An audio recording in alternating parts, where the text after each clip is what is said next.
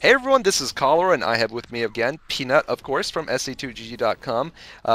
Some of you guys have mentioned it is refreshing and nice to hear a female voice among the StarCraft commentators, and I have to agree. It is a real pleasure to work with you and with Hazel, the other female StarCraft commentator I've worked with, and I think it shows that StarCraft is definitely a healthy and thriving esport among foreigners. Also, just to have that gender diversity, just to be able to have both genders represented. 50% of the world is female, and it's nice to have at least like 3 or 4 girls, who are interested in StarCraft.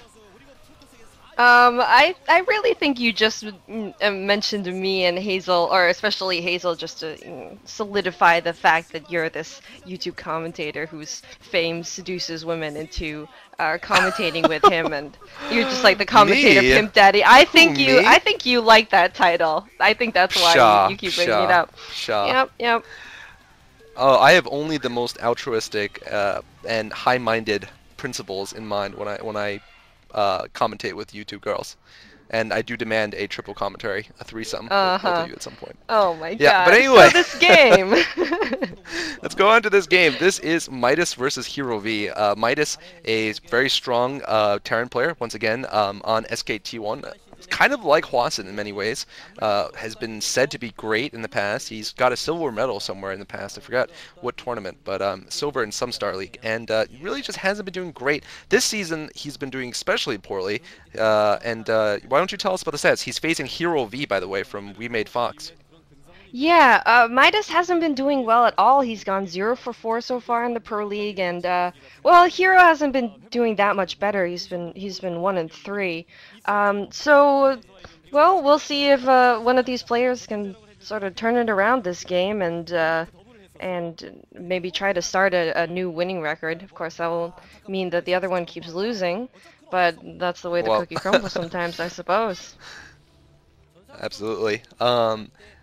And Hero is a funny guy, though. I do like Hero. He is one of the few StarCraft players who has a lot of facial expressions. A lot of times the Korean programmers are pretty stoic, whether they win or lose, unless they're Firebat Hero, of course. Then he's the opposite of that. But sometimes you don't see any emotion until it builds up like a volcano, and then it shoots out like Savior.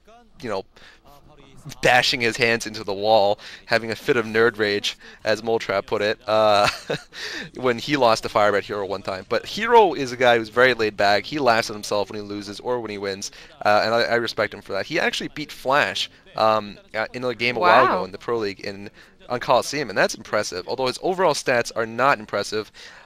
His best matchup is against Terran, so it's about 48%, but that's his highest winning percentage against any race matchup, and he is facing Midas, who is 57% against Protoss. But I mean, but since Midas is 0-4 this season, I'm gonna say it's a very even matchup. I'm not gonna give my favorite to anyone else, especially after last game where I got completely owned when I said that Hwason would win. Yeah, well, I thought you were going to say I'm not going to give my favorite to anyone else except Reach because that's what I would have predicted.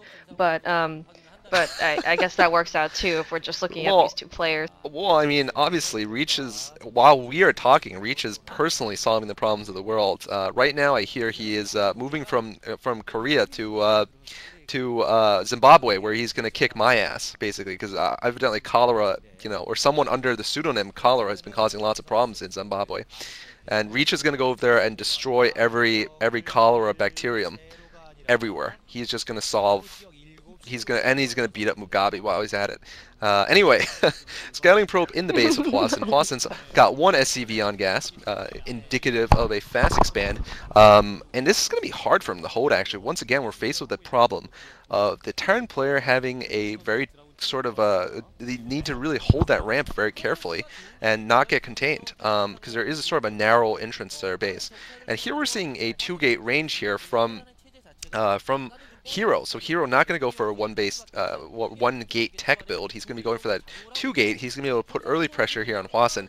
And Hwason, like I said, doesn't have a wall in. He's going to have to go uphill here. And if he gets forced back, he's going to find himself in a really difficult position. Having to try to fight up a ramp against Dragoons. Not a good spot. Yeah, I wouldn't want to be trying to fight up a ramp against Dragoons. I don't think we've talked about the map very much here. Would you like to give us a little bit of insight onto this map and the I strategies therein?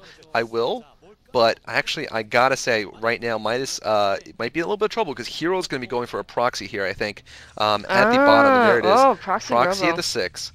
Yeah, and that's going to be just seconds away from the natural expansion of Huasen. So he's going to be going for a big Reaver drop here, and it could be very, very devastating to Huasen, especially because if Huasen looks, I mean, I don't know if he's actually gotten SCV in, but he's seen 2 gates, which usually indicates that a pretty standard opening for the Protoss doesn't indicate early Reavers, indicates they're going to go Observers, maybe into Fast Expand, sort of the standard follow-up, or at least slower Reavers, but he's not going to expect it this fast, basically. Only 2 goons out though, so we could see Huasen using this FD push to push him all the way back. But 4 goons now, and once the range is done, Hero is gonna be able to deal with this fine. In fact, it might be a trap here, seeing how he's putting his dragoons there. If not Huasen, if Midas walks further, he's gonna lose that tank, I think. And he's actually walking backwards, trying to catch the tank from behind. Oh, look at this! Both of them were trying to flank each other, and well, Hero got the better of that exchange. Yeah, Hero indeed. now going for Observatory, actually. That Huh. is really interesting. He's going for proxy observers. He's going to have like an ultra-fast observer in the base, but he's probably going to get that robotic support right away, I hope. I mean, I don't know. Proxy, that's a lot of risk for early observers in the opponent's base if that's what he's going for, but I'm almost certain he's going to go for the Reavers afterwards. He just wants them, he wants a couple of observers out just to deal with the mines, which is pretty smart. Yeah, that is true. When I was playing Radical in the show match today, I kind of got owned by Vulture Mines, so I certainly appreciate that perspective. Yeah, yeah. You know, for a second, I thought you were gonna go right in the beginning for like a proxy gateway rush, and I was all cheering. I was like, "Oh, she's gonna be a hero.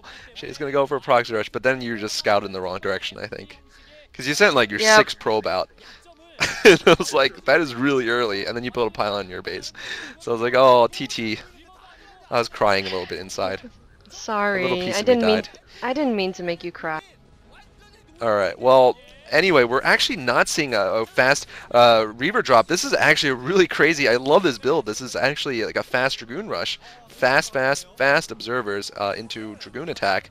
But unfortunately, this is not as effective as a Reaver drop, obviously, because tanks with Siege are up. And yeah, now the robotic support base is going to come, but the Reaver drop is going to be at a normal time now, and turrets are already up. Like at this moment, we could be seeing.